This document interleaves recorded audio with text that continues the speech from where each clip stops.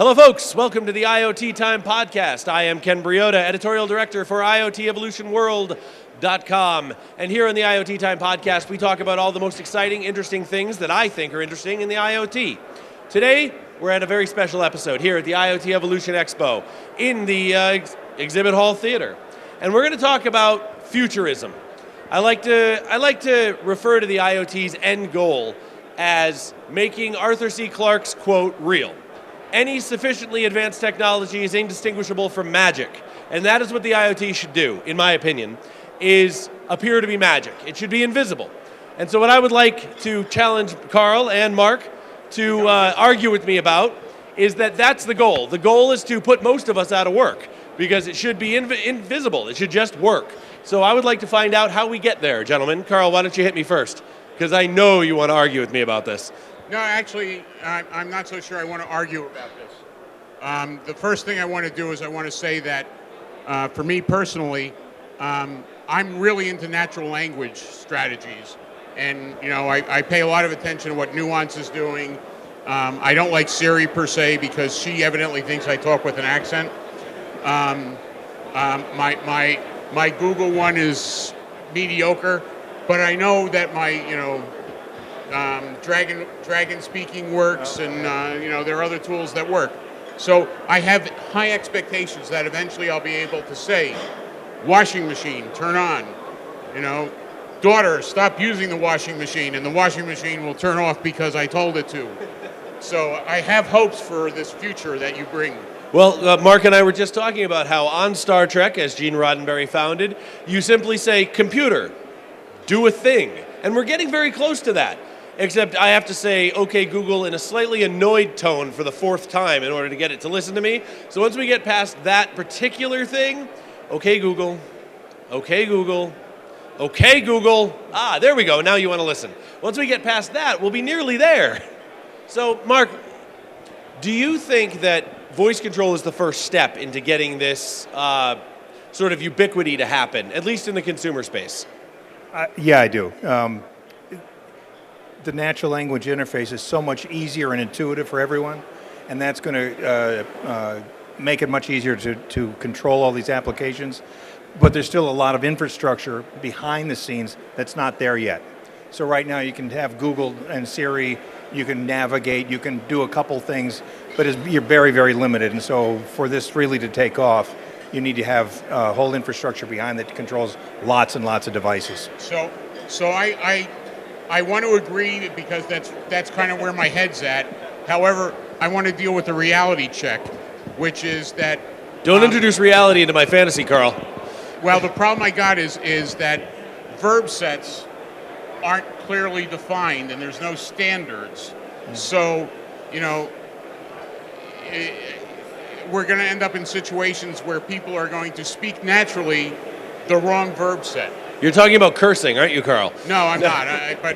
But like, the equivalent, I can't think of a verb set that works other than, if you're in Brazil and you pull and push is the opposite in Spanish and Portuguese, right? So that kind of nonsense, right, we've got to deal with. But there are other places where, soda versus pop kind of things happen, right? Well, vernacular is easy, though. Vernacular is just a matter of teaching it over time, and these machines do learn well. Here's what I think the biggest hurdle is. I think the biggest hurdle to getting there is the command and control function. Being able to trust the machines to learn what they're supposed to do based on sensed inputs and that kind of thing, and let them do it without human intervention.